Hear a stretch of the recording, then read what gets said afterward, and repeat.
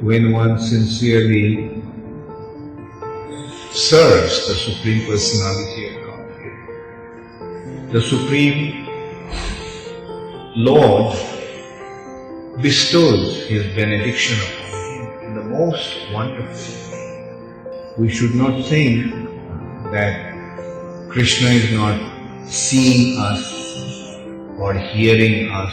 He is seeing us at every moment, how we are behaving, what is the state of our consciousness, what is going on at the depth of our hearts. And accordingly, He will reciprocate. Upadrashta, He is the witness.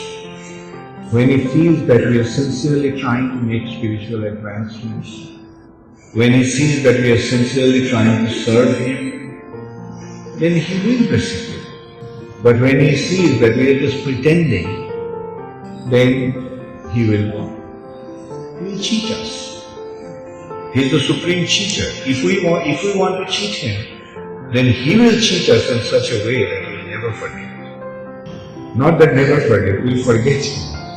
His cheating is that we will forget and fall into Maya and suffer in this material age. Therefore, when it comes to dealing with the Supreme Personality of Godhead, we have to be very, very open and honest.